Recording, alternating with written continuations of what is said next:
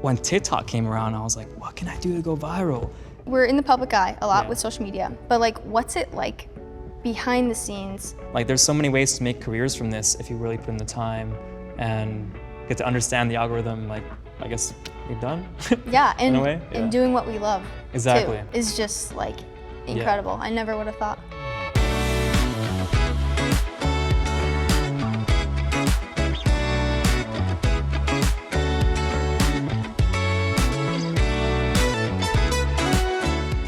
Hello. What's up? How are you? Good to see you again. It's been like what? 2 years. 2 years. Yeah. Okay. Since the last streamies, or last streamies. So, Yes. yeah.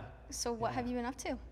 I have been up to so many things. Well, what happened? We hit 30 million across everything, so that was crazy. Okay, crazy. We hosted the world carpet premiere of the #1 show in the world, Shogun. So that was pretty insane. Mm-hmm. And yeah, I guess content's just like evolved from POVs to like more cinematic stuff, and just ever going and continuing to do what I love doing, just create. What about you? Amazing. I mean, I moved into a house the first time. Super cool. I got a cat, which is very fun. There we go. But content-wise, I've been really trying to grow on all platforms. Since I started on TikTok, it's been growing more on other platforms now, which is fun. And then writing. So doing some writing and acting, and yeah, super fun stuff. Same, actually. Yeah. Amazing. No, I love that because I think we're both like creators that kind of, we create for social media, but we also want to do things beyond social media, like acting and writing and like traditional filmmaking, because we grew up with that. Yeah. And so with TikTok and YouTube and Instagram and other platforms too, we're able to like create these short condensed versions of like movies that people can watch and consume super easily. Oh yeah. I think the ones that like you and I, who kind of like understand how the minds of like Gen Z work, we can use that to our advantage and like create screenplays that hopefully the world can see someday. Yes. Same, yeah. Like I was able to do a voice acting gig with Netflix and Google because of social media, which is absolutely insane. Like that would have never happened before. No, incredible. The opportunities we get is insane. Yeah. Well, what platform did you start on again? I started on, I posted my first YouTube video when I was 10 years old. Wow. So that was 15 years ago. Okay. And I didn't post every day on there until the pandemic happened. That was when TikTok came around and I started posting just every single day, trying to have one viral video.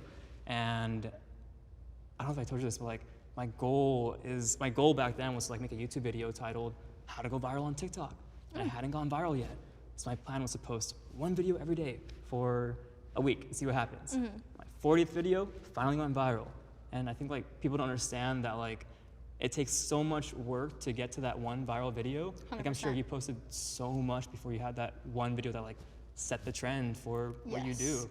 And so, yeah, and like for those who don't know what she does, you want to explain what you do, because it's pretty awesome. Yeah, well, first I actually started on YouTube too. Like nobody knows that because those videos are long gone.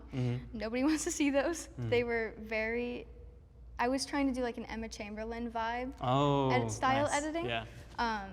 Which wasn't me, but I just wanted to like jump into the YouTube world. Yeah. But so then I started on TikTok after that when it came out. Yeah. And I was making a variety of things like DIY, food content. I did like the fidget toy content. Just so many random things. Yeah. And then about, I would say a year and a half ago, I started what I call fever dream content. So, which is like chaos mixed with horror together in like a skit form. So that's how I discovered that. I love watching them. So every time they come up, I'm like, oh my gosh, what's gonna happen next? Yes. But I feel that because no one really knows that I started on YouTube too, like way back then, doing like these little skits, because I grew up wanting to be an actor and a creator. Like I grew up with YouTube and movies. And so when I first moved out to LA, I was like broke. I didn't have anything to do but have a dream. And I remember my dad like cut me off financially because he was like, Ian, you're a man now. Like you gotta make your own money and like do all this stuff. And I was like, oh, what do I do? But that was like the best thing that could have ever happened to me because it forced me to think about what do I really want to do in life that's act, write, direct, and make videos and things for people to watch. So same like you, I started this really cinematic POV scene where I would tell stories in like a POV format where like I would talk to the camera, I would voice characters off screen and like make a whole short film under a minute and then like have, I don't know, the longest series had like 20 parts in it and that ended up being like a 20-minute video when put into a long form on YouTube, which ended up being like a short film basically. And because our stuff has acting in it, it's kind of led to bigger things. Like, I mean, who would have guessed that a creator would be hosting red carpets? It's just absolutely insane. But we have the ability to do that with our platforms now. And yeah, 100%. Yeah. I'm curious, when you first started like posting on TikTok, what were you doing during that time? Like, did you have a second job, or like were you just all in TikTok? Let's go. Or, like, what were you doing? When I first started posting on TikTok, I was listening to Gary Vee. I don't know if you did the same thing. Okay. We kind of talked about this before. I was listening to Gary Vee, and I was doing photography full time. So Okay, I was cool. a photographer on track to work with National Geographic before graduating college. You told me that. Yes. So when the pandemic hit, it was like right before my last quarter of college, my last spring break I would ever have. And I was like, what am I gonna do? I was supposed to like travel the world and like photograph wild animals. But when the pandemic happened, that was when TikTok started to blow up. And I don't know if you were the same way, but I always wanted to be like famous on Vine, like watching Vine as a kid. But I guess it just wasn't funny enough. We were like 5 years old or something. Oh, geez. Yeah, and so when TikTok came around, I was like, what can I do to go viral? And so I just started acting in my videos, and one thing led to another, and now I'm here doing more acting stuff. I guess it's kind of interesting. Like, we build up our platforms to do what we want to do beyond social media as well. And social media will never leave because it's what gives us our career. Yeah, 100%. Yeah. How about you? What were you doing when TikTok first came around? Yeah, when I first started, I was working at Ulta, a makeup store. Oh. Because I wanted to be a didn't know that. cosmetologist. Nice. And I was also in college at the time, studying forensic psychology. So I loved all things scary, but I just didn't really know like what to do with that yet. So then when I started TikTok, and I eventually found my niche, which is the fever dream content. Yeah. That's when it was like full-time job, quit school, quit my job at Ulta, and just full-time pursued social media. Hell yeah. I have a question for you. Okay. So this is like the one question I feel like everyone wants to know. Yes. So when it comes to brands, what do you do to decide like what brand you want to work with, what speaks to you, and how do you negotiate going about that brand and what you want to do in terms of creativity in your videos? Well, in the beginning, I wasn't very picky with brands whatsoever because I'm just like, this is so exciting. I want this to be a job. So my first brand deal was like an energy drink company. It was $50 and I was stoked. I was like, this is the best thing ever. Let's go. But nowadays, I'm more picky with brands because I want to make sure they like align with my values and we share like the same vision. Yeah. And then I just kind of go from there. And I like to have creative freedom with my videos usually, so it seems more like authentic and organic with my brand. But yeah, how about you? I feel that a lot because when I first started, I remember I took like my first deal ever was like I was telling myself, if I'm making $200, $300 a photo shoot, I shouldn't take a deal for less than that. And my first brand deal was like this app, like you could like talk to people through your face being hidden by a cartoon. Did you do that too? Wait, no, but I heard of that. Yeah, it was so funny, and like I remember like people would use it for like dates and stuff. It was so funny. I don't know if it's still around, but it was a good deal. I took it for $250, and let's go. And then like I said, I wasn't gonna do a brand deal until I get to 1 million followers. So I wanted to like build that audience. And I got to 1.6, and I hadn't done a brand deal yet. And then this shoe brand reached out, Bessie, and they were like, hey, do you want to do a deal? And we did one for $700. And I was like, oh, let's go. And then, of course, things grew and grew and grew. And when I found my niche in like acting videos and POVs and just writing content, we started working with like Netflix and Hulu and Amazon Prime and like all these brands that I really love just consuming in general. Even Google, like we did a voice acting job with Google for the first like cartoon. That was incredible. And I think like I try to choose brands that give me creative freedom but also kind of help leverage my career into the direction I want to go to. Which is just, I don't know. I always like look at my life and I'm like, I don't do the same. It's like, how did this, like, it's crazy how we're here. And like, we started out with like, because I was broke when I started this thing. I don't know if you were the same way. Yep. I like, a lot of us, I think, got to a place where we just had no choice but to like make content because that was what we wanted so bad. Of course, we had other dreams, like we both like writing and want to act and do more traditional filmmaking stuff. But in a way, social media gives us a platform to make that a reality and now expand it into actual screenplays and bigger things in life. I don't know, explain it, it's crazy. Yeah. When you started, was it like just for fun, or did you know like from the beginning, like this is what I want to do as a career, social media wise at first?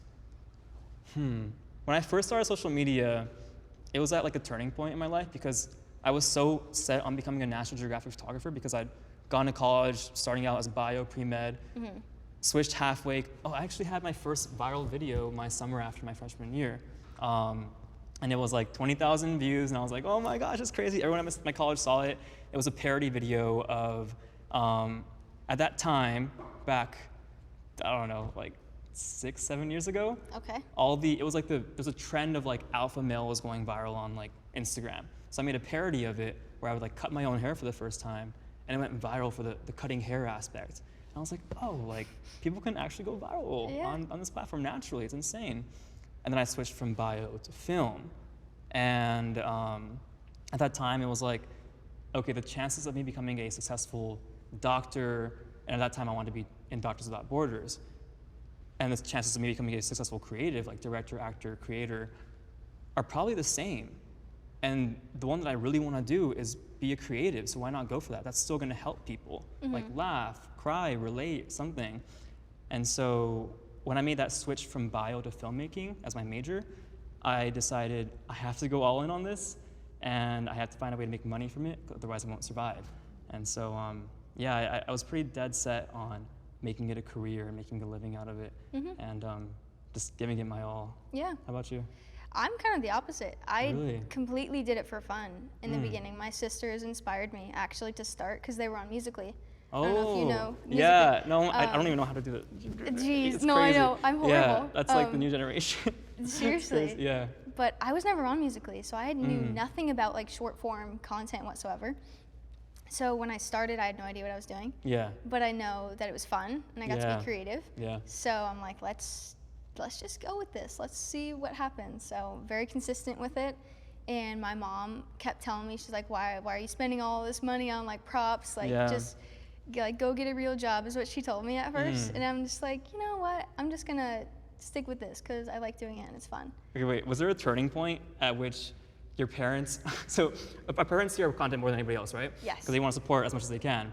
But was there a turning point where, because for me, my mom would judge me so hard for making like TikTok videos. She's like, everyone thinks TikTok's irritating. Like that time, it was like a platform where people would do the Musical.ly stuff, like the camera head in the video kind of thing. Oh yeah. Which is like totally fine. I support whatever anybody wants to do. Yeah. But my mom was like, don't do TikTok. It's irritating. And I had a voice in my head. I was like, I have to do it. And then at a certain point, she was like giving me my own video ideas, and I was like, she supported it more than anybody else. Did that happen for you too? Absolutely, it did. Yeah.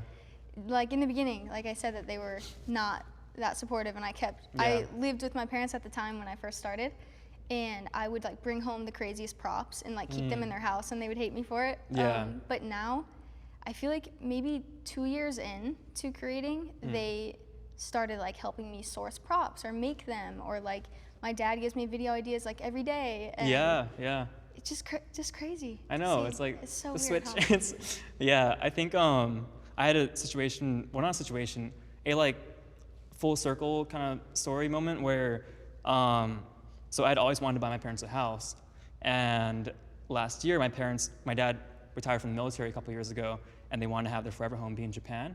So my mom's Japanese, my dad's from Africa, and so they moved to Japan. They were getting a house there, and I was aware of that, but I didn't know if they wanted to be the forever home. So my dad called me, and he was like, Ian, we've been out of Japan for a while. We want to live here forever. Like, we can't get a loan from Japan anymore because your mom's been out of here for too long. And so they were like, can you please like loan us the amount of money to buy this house? And I was like, what the heck? Yes, of course. Like, I want to do this for you guys. And then I remember when I told him, like, Dad, please, like, don't pay me back for any of this amount, because he's a proud, like, military man. He wants to pay me back, like, in monthly like payments. It's like, Dad, just don't worry about it. I want to do this for you guys. I want to buy this house for you and have you not worry about anything ever again. I remember he just like looked at me and just like cried because he was just like, Ian, like I don't even know what to say. Like I'm so proud. And I was like, well, you raised me in a way where I get to do this. You cut me off financially, made me make my own money. So like, I'm thankful for that. I just, it's like tough parenting sometimes is needed for, I don't know, like diamonds are formed under pressure. Yeah, no, exactly. Like, but like not too, like he wasn't like a strict parent, but he raised me in a way where I could give back to them, which is important. Were your parents like that as well? Yeah, always really close, still really close with them, my whole family. Actually, in my videos, my younger sisters, they're the ones that help me film my videos. And it's like a whole family little organization we got going. And my mom and dad helped me make props, and everyone's like super supportive. And I got to take my dad this year to the Indy 500 race. Oh, let's go. And he's like a super big race fan, and like, I just had that like really awesome moment with him there because he had a big scare earlier in the year, like health-wise. And I was just so grateful that we got to do that, and like that never would have happened if social media like wouldn't have happened. So just crazy what opportunities can come up. Yeah, I feel like there's a lot of talk around social media and how it can like, there's too much talk around like how it's not used in a positive way sometimes, but I think when you think about it in a way where it's like, it helps with spreading news, it helps with like making people laugh. Like I go on TikTok, Instagram, Reels, YouTube Shorts, just like have a laugh sometimes and like learn about things. Like if I want to like learn about, I don't know, like a certain workout, like I'm doing CrossFit now and I'm like learning different movements. I'm like, I gotta know how this movement works. I watch a YouTube short on it, I watch a TikTok on it, Reel. It's like, it's used in such a beneficial way nowadays that I think the kids nowadays understand, like our generation understands. Even like my grandma goes on YouTube to like look up how to do certain things. It's insane. Question. Yes. I want to know, like, I know you film most of your videos, you film them indoors, correct? But what's like been the weirdest like filming experience, or like if you had to get a prop, or like what's something that was really like stand out when filming, if anything? Oh my gosh. I feel like my local Albertsons knows me more than anybody else, because like I don't know if this happens to you too, but like you wake up with an idea, something that's like, oh, this is a great idea. I have to make it. Like for me, like on YouTube, I make a lot of skits around like family stuff. So I'll play like the little kid, I'll play the mom, I'll play the dad, I'll play the older brother, the sister. So I have to like, the weirdest one has to be when I went to Party City and I bought 20 wigs, all female wigs of different colors. So I had to play like 20 different girls in my own video. And so that, they definitely gave me stares and they're like, so you want the receipt? And I was like, I should be okay, like I need this. And then they looked at me again and I was like, okay, yeah, I'll take the receipt. I don't want to look too weird or anything. So then guaranteed I came back the next day and had to give back like 10 of the wigs because I didn't use them. But yeah, 20 characters in one video is just like insane. I'm sure you do the same thing, right? The prop room is ridiculous. It's overflowing. But I feel that. I had a really funny story one time when I was filming. So a lot of my videos are filmed at night, like in random places like parks, parking lots, creepy areas. So we were filming in a parking lot and it was like midnight, I would say. Just me and my sisters, and we had my car. We had a giant blow-up chicken costume and a couple other, we had like this box filled with eggs. I won't explain on that one, but anyway. No, please do. So there was sirens that came and like a cop pulled up in a big like cop truck and we thought we were gonna get in trouble. But the cop came out and he was like, "Are you Savanah Moss?" And I was like, "Yeah, you know me?" And he's like, wait right here because my friend wants to be in one of your videos. And I was like, okay. So 2 other cop trucks pulled up. Now there's 3. And we're like, my car's facing this way. The cop trucks are facing this way. Their lights are on. I'm like, this probably looks like so horrible. But we ended up filming like a really, really cool video with them. So random, but like I had to come up with something on the spot and people loved it. It went viral, and I saw that one. Really, did you? It was good. Yeah. Okay, you told me the story a while ago, and I was like, oh my god, that's great. And I remember like leading up to the ending, I was like, okay, I hope anything bad happens. And then it's a great story. So I remember watching that video, and I was like, this is so sick. I wonder if there's like a real cop in this video. 100% real. Yeah, so cool. Crazy. That's the cool thing you can do with content. It's like you can go out and film a video, and like a random kid or person or cop will want to be in it because they watch that on their breaks. They watch it on their lunchtime. Like it's insane. I had a similar story where I was trying to work with like a really good stylist for. We got invited to the Oscars, which is like absolutely insane. Crazy. And we went to like the Academy is now recognizing creators and bringing them to the biggest event in Hollywood, the Oscars, which is like absolutely insane. And so I wanted to work with a stylist who would work with me on something that has never been done before. So there's this character named Nezuko who like every anime like fan knows, and she wears like pink. She wears this like obi, which is like in Japanese kimono, like a belt kind of thing. And so I wanted to turn that into like a really high fashion suit. And so I wore a suit that was based off of an anime character, so almost a cosplay, to the Oscars. And surprisingly enough, they like put me and my outfit on national TV at the Oscars when I don't want to say just a creator, but low-key just like a creator going to the Oscars and like having a good time. And so that video, so we have to do the glam bot, which is like, you probably know Cole Walser, the glam bot guy. I do. I haven't got to do it yet. You're gonna do it soon. Yes. Yeah. Manifesting. I'm manifesting for you. Let's go. Thank you. But I did this like, because I feel like I think creators are the ones who are bold enough to do like crazy things, and like for me, I wanted to do something that I hadn't seen been done on the glam bot before. And I'm wearing like a pink suit, and I'm wearing like white heels that like no other guy is wearing to the Oscars. Fire. And so I wanted to do like a crazy like lean back thing, and there's this anime called JoJo, which is like a huge anime in the anime universe, and I feel like anime alone pulls in billions and billions of dollars every year, and people don't realize that. So I wanted to do a pose and just like lean back, and that ended up being the most viral video from the Oscars. And like I don't want to call myself just a creator, but I was just a creator, and I was just there to have fun. And like now, because of that, we're able to do the first brand deal with like the Academy. It's just absolutely insane how one thing can lead to another in this industry. Have you ever had like a story like that with traditional Hollywood? And well, first I saw those pictures, by the way, of that outfit. So sick. Thank you. By the way, let's go. One of my favorite moments was when I got invited to the Spider-Man world premiere. And I did a brand deal with Marvel at the time, and did like a super sick video for Doctor Strange and then the Spider-Man one. And that was my very first premiere I've ever been to. And it was like a world premiere. I showed up in a really pretty green dress I picked out, got to walk the carpet. It was sick, I saw it. That was awesome. Thank you. Yeah. I was sitting like 2 rows from Benedict Cumberbatch. And I was like fangirling. I'm like, this is so cool. I had the best time. I'm curious, like, so we're in the public eye a lot with social media, but like, what's it like behind the scenes as far as transitioning to the entertainment industry, like acting? And I want to know, like, are you taking any acting classes, what does that look like behind the scenes, what people don't see? Okay, I want to ask about self-tapes afterwards. Okay, Okay, I like that a lot, because I don't know if a lot of people realize how much work we do put into our craft. Like for me, I've been taking classes since I was a kid for acting. I grew up doing musical theater. I grew up doing traditional acting classes and like wanting to be in commercials and all that stuff. And just growing up with like while watching TV, and then I guess in our like early like 9 to like 10 years old, like social media just comes around and we're just like, whoa, what is this crazy thing? Yeah.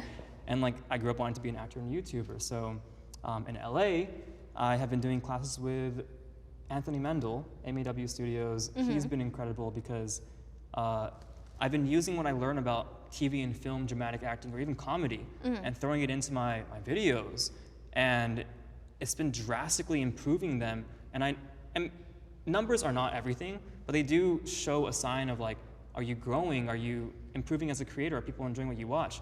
And the more time I put into my craft with acting classes and bettering my style of work, I see the numbers grow. And it's really interesting to see that, because taking it into my work, it makes comedy better, it makes the drama better.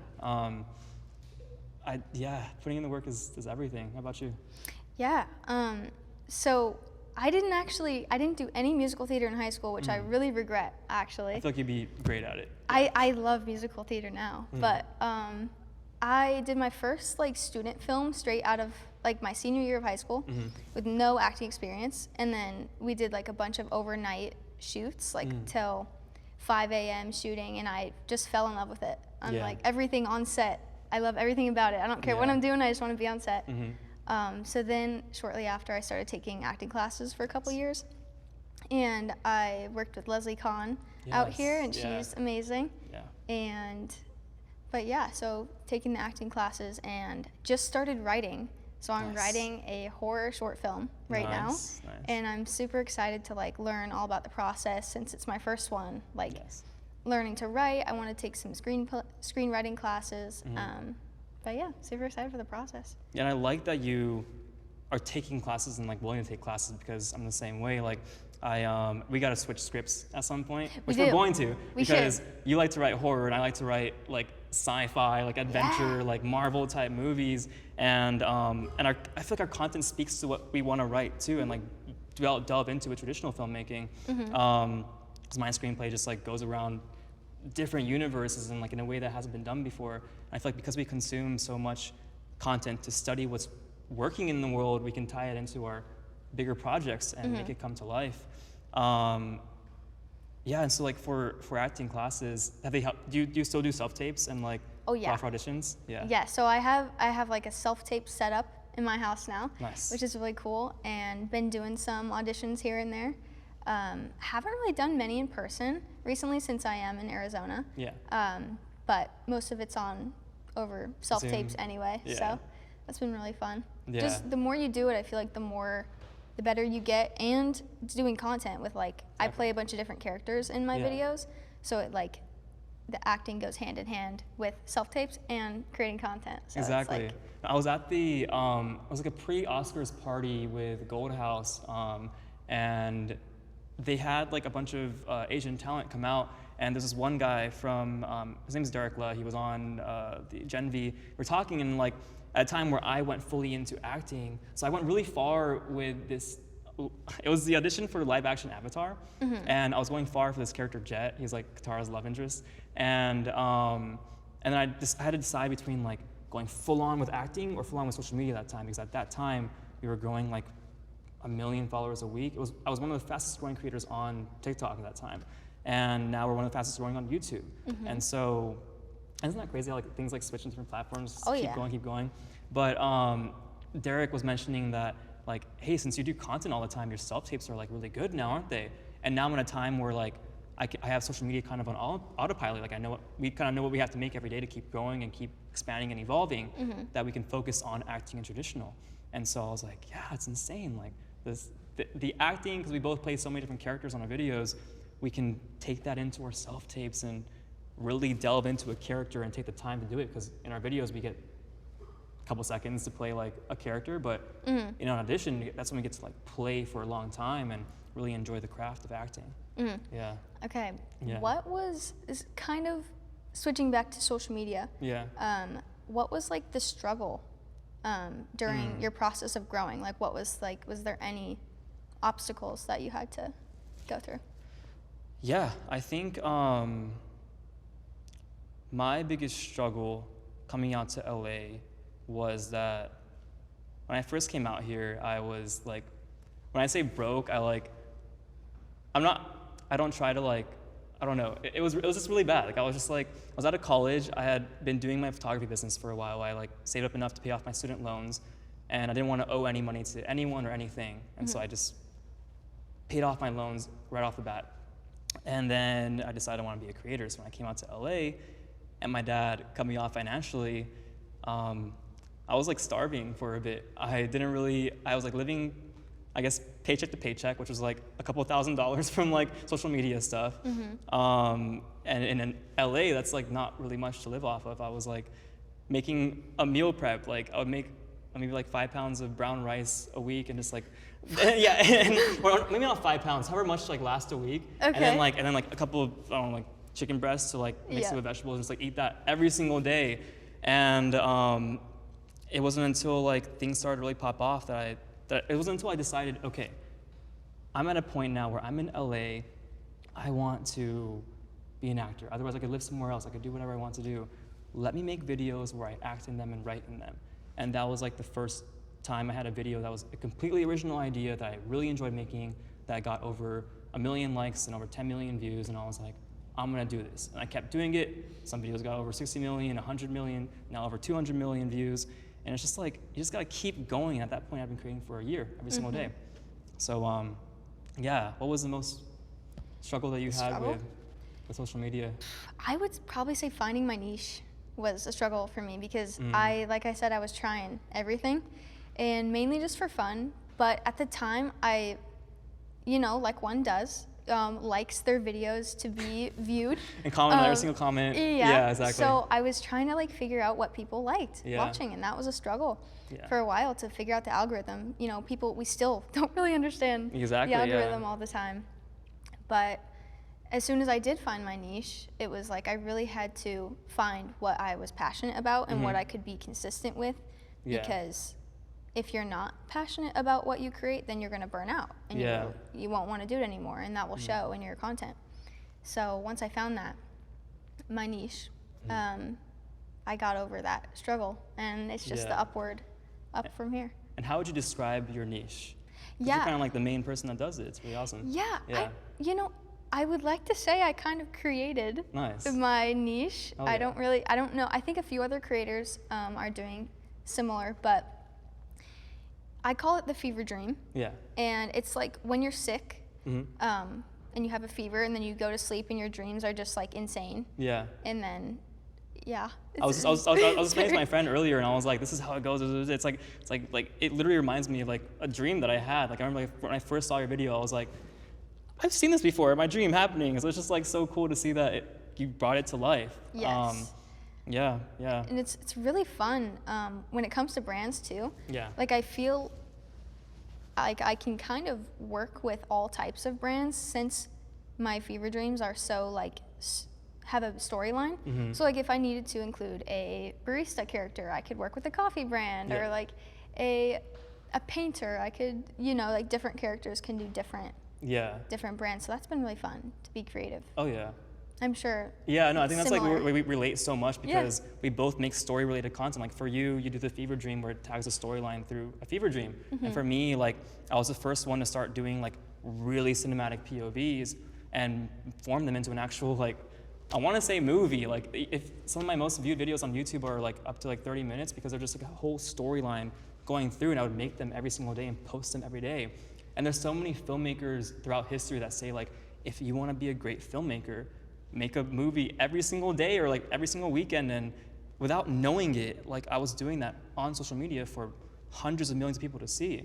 And like for us, like it's easy to get into that instant gratification, but if you don't, you stay true to yourself. And I think that's what people like watching. And for me, like my first big brand deal was actually with Marvel too. Really? And so it was with the Shang-Chi movie, and I remember like that was my first time hiring out a VFX editor, because I was doing all my VFX on my own. So like, I'm sure the same with you. Like I have to be the VFX editor, the editor, like the sound operator. Like it goes down to even gaffing. Like people don't even understand how much work we put into our video. Well, they do, but I think there's so much more to it. And so it was my first time hiring out a VFX editor, and he was based in Africa, so it was like traveling different times, like talking to him when he was awake and all that. And I was actually able to like help him pay off his wife's medical expenses, which is insane that we get to do that. Yeah. But yeah, Marvel enjoyed the video, and like we created the rings on our own and just like did the whole like Shang-Chi ring thing. I did see that one. Yeah, actually. It was crazy. Really cool. Yeah. Yeah, and that was our first like hired out brand deal, like VFX kind of thing. And with Marvel, like one of the biggest brands in the world. Yeah. Creators make money from a lot of different ways. Products, brand deals, ad revenue. What would you say is like the way you make money most and you're happiest making? Probably the brand deals is the biggest thing right now. Some of my favorite brands I worked with, like we talked about, like Marvel. I love working with movie brands. Yes. I worked with like Lionsgate and, but my favorite, I would have to probably say, would be the Lionsgate one, and then going to like movie premieres. What was the Lionsgate one? So I did the movie Imaginary with like this like scary teddy bear that like turns into like a nightmare. And I did like a fever dream version of their movie, and I turned it into like a shorter minute-long video. Yeah. And it was super fun. I went to like a crazy location. I drove 2 or 3 hours away from my hometown with my mom and my sisters, and we shot there. And the place we shot at was actually haunted. Like they told us it was haunted, but But yeah, that was super fun. I watched it. I was scared. Did you? It was a good video. Yeah. I was like, okay, if I'm Lionsgate right now, I'll be so happy. So how do you, like, what's your biggest monetization? Similar. Well, it's been interesting lately because, so same, brand deals. Favorite brand deals have been with, my first big break brand deal would have to be Netflix, actually. The one I consume the most. I don't feel the same way, but I was watching Netflix, and then I get this email. This is before I was even signed to anyone. This email saying like, do you want to do a brand deal to promote? It was Cowboy Bebop, a live action anime, to promote this live action show on Netflix and be the host of a red carpet. And I was like, wait, is this even possible for me? Like, am I allowed to do this? And then we did it, and it turned out to be like the most paid brand deal I've ever done. Netflix like drove us out and like had us like had me interview all the cast, and then that led to doing the same thing for Shogun, which is now the #1 show in the world. And then I hosted the carpet for the Go Gala, which is like, I don't know, the prime event for Asian talent across the world. And then now we did a brand deal with the Oscars. So it's kind of like, I would say my favorite ones to do are with the movie and traditional filmmaking brands, because that's what we want to go into. And to have it be at a place where like we put in the work to be good at acting and writing and what we do, now being able to be in the actual shows that they're making. Like with Google, we did a voice acting show where I was the main character of their first animated series as an anime character.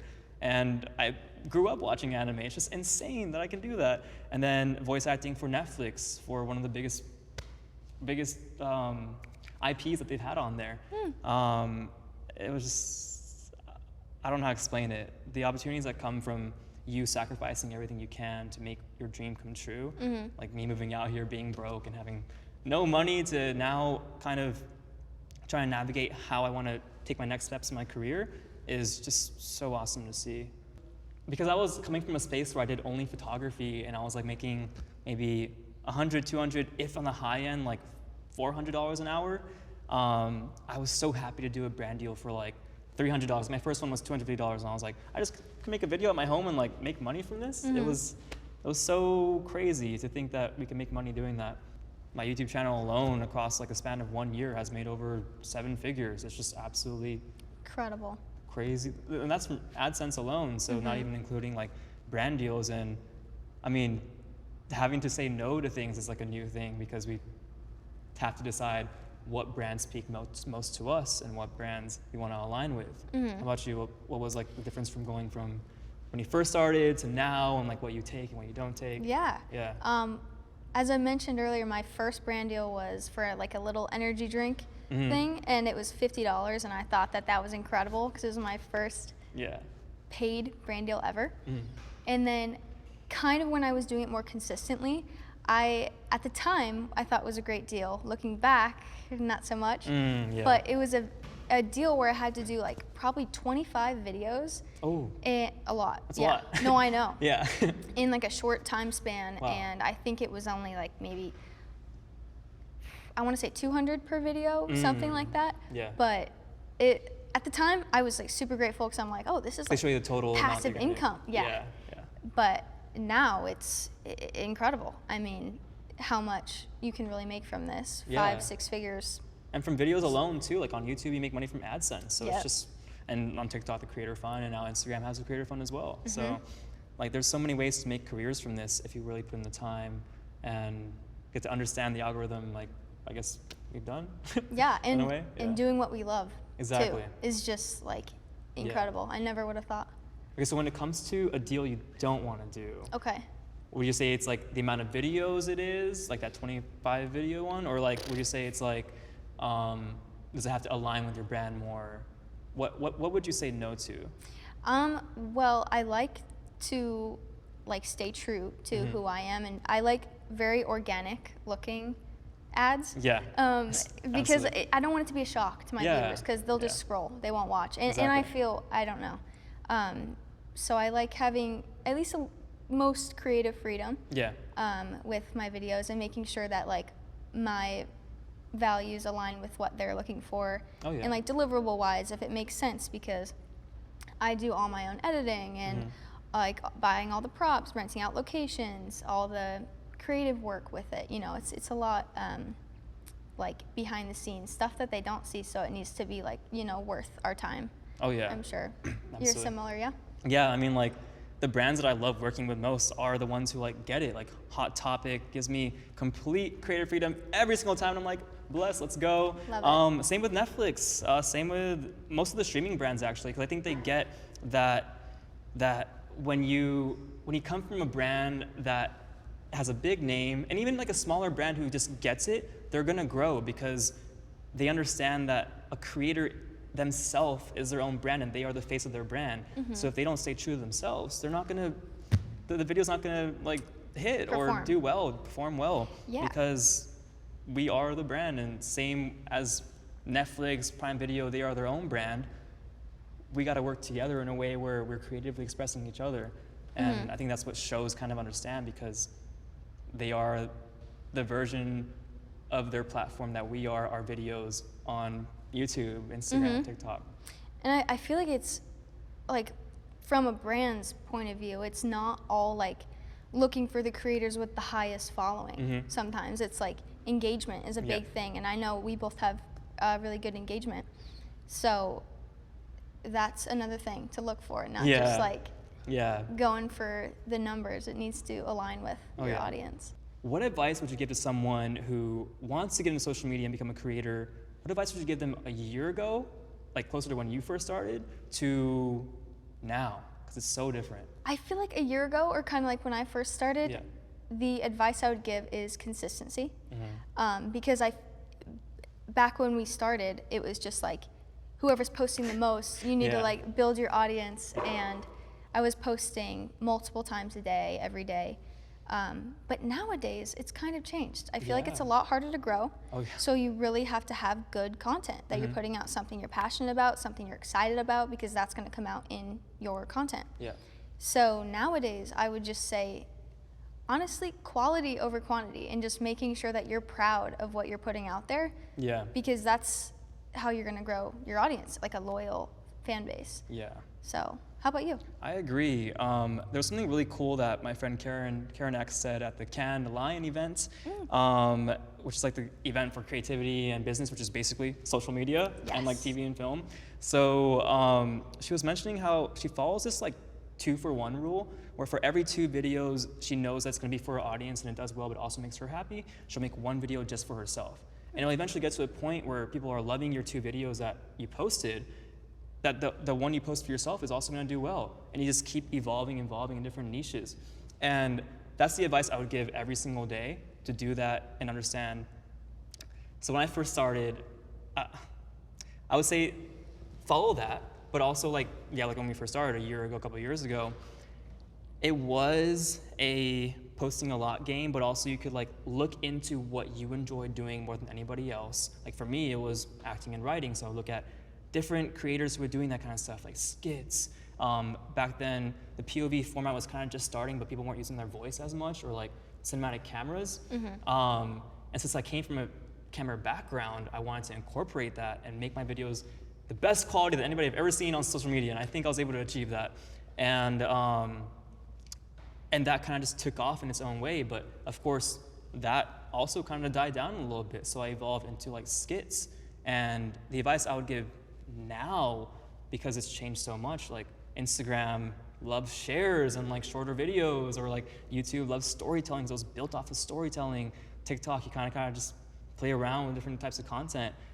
I would say look at each platform and see which one speaks to you, that you consume the most and that you enjoy watching the most. And then understanding what you want to share to somebody else, because we're at a point now where there's so much content being poured into every single platform. You gotta diversify yourself and make yourself unique to where someone wants to share this content, because that's the one thing that's always gonna be in a platform and keep people on the platform, because social media as a business itself has to stay alive with people getting onto the platform and staying on there, and shares will never go away. So for me, at least right now, I try to make videos that are shareable and relatable, because that way it'll not only keep my channels, myself alive, and also like the platforms that I'm on alive, but it'll share a relatability that someone can feel like they're being seen through a video. And I want people to feel something when they see my videos. So, yeah. I love that. I agree. Yeah. Completely. I feel like each algorithm is a little different too. So like when you're first starting to explore like which, if you make a video, you're proud of it, post it on like all the platforms. Yeah. Because I've had in the past some videos get millions and millions of views on one platform and only a couple 100,000 on one. So like you never know. And another thing is like people don't realize that once you get into this, you gotta think about long game too. And like we've both grown in social media. Like we've gone from like at least, because when you first started, how old were you? I guess like when you started doing it full time. Full time, I would probably say 19 or 20. Gotcha. And I was like 20 years old. Yeah. And then, I think I started doing it full time 22 or 21, around there. Yeah. And now you're 24 and I'm 25. Yes. And we've like grown as human beings while being on social media. And so I had to have like a quarter life crisis moment where I was like, okay, I've done social media for full time for, at that time it was like 3 years and now it's like 3.5 years full time. It's like every single day. And I had a heart-to-heart moment with myself, like meditating and just thinking like, okay, I can make money from this now. I can do what I need to do to survive with it and keep growing my business. But I also had this other passion of acting and really like breaking into the traditional TV and film Hollywood space. And so I don't know if you had the same thing, but I like sat down, looked myself in the mirror, and I was like, all right, Ian, you gotta make this happen. Like you gotta like do this. And then the next day, literally, like I'm very spiritual. So the next day, literally, I had my friend who's an EP reach out for me to like be part of a movie. A couple weeks later, a different movie. And I'm like, but I was also putting in the work to become an actor with acting classes and all of that. So it's kind of like that spiral waterfall effect as well, where you put in the work for X amount of years and trickling water suddenly becomes a waterfall. And you're just like, I don't know, doing the thing. You know, I literally kind of had an exact same moment, which is kind of scary. Yeah. Like like looking in the mirror moment and saying like, there's no plan B. Like this is what I'm doing. I just got a role in my first horror feature film. Nice. And I was like one of the characters that dies. I was still super happy about it. I'm gonna die in one of the movies, something. But I was still stoked about it, and I was like studying my script. I'm like, I need to be the best I can be, and I was just like so happy to be there and like lock in. I was taking acting classes at the time and had the best time doing that. And social media like teaches us discipline because we have to post every single day, otherwise, or every other day consistently. Otherwise, people will move on to the next big thing or like that's why like big brands understand that. Like Marvel makes movies every year because they have to stay relevant.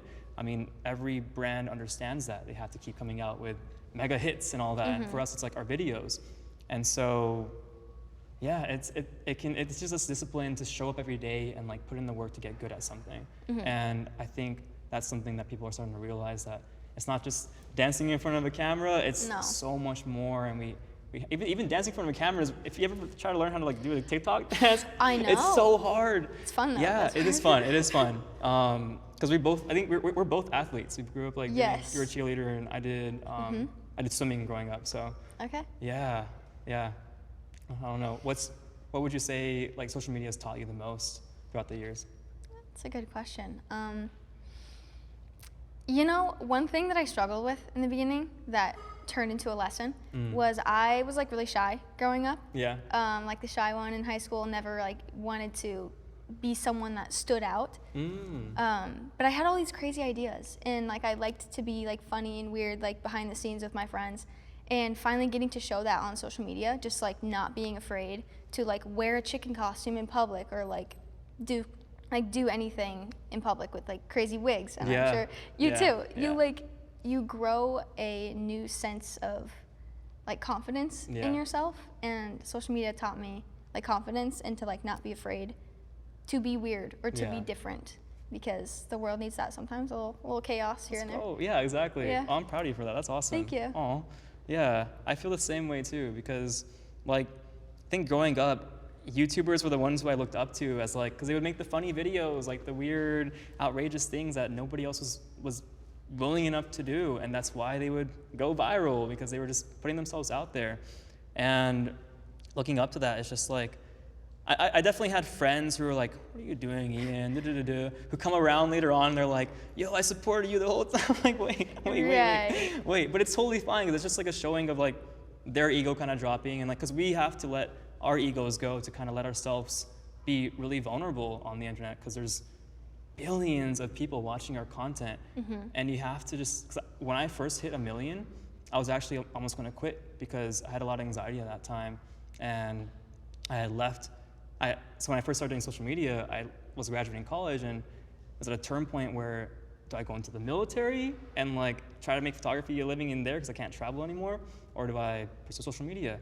I pursued social media in Colorado where my parents were, and I got really depressed and like I didn't know anybody there, and I hit 1 million while I was there, like for the first time, and I was hey, and I was like, I don't know, like a couple of years later, 37 million. It's crazy. How do we, and your numbers are insane too. So it's like, so that skin kind of just, well, I guess my skin got like really thick because I had to like come to terms with that. If I want to make this happen, if I want to make this a thing in my life, then I have to really let myself be in front of a camera. And I kind of let that fear of hitting 1 million dissipate. And that was when things really started to like take off. Letting go of anxiety, of fear, of like just being myself in front of a camera. Yeah. And getting more comfortable with getting hate. Yes. Because it happens to everybody when you're in the public eye. Like actors or social media content creators, everyone receives hate. Yeah. So I feel like I'm getting better at. You get hate? What? The crazy, right? Oh my gosh. No. For what? Oh my gosh, your content's so great. I don't even, it's the most random things, but you just gotta let it go over your head sometimes, but I still read them sometimes. Yeah, sometimes you're just gotta like, sometimes they're just like flat out like, wait, what? Why would, why? Straight lies. Yeah, exactly. But I had the same thing. Like when I first hit 1 million, that's kind of like why I wanted to quit, because people were just like, what? He's not actually, I had comments say, so I'm half white, half Japanese, I had comments say like, he's not fully Asian, for like whatever reason. I'm like, wait, what does that have to do with anything? Like, you just have to learn to be yourself and own it.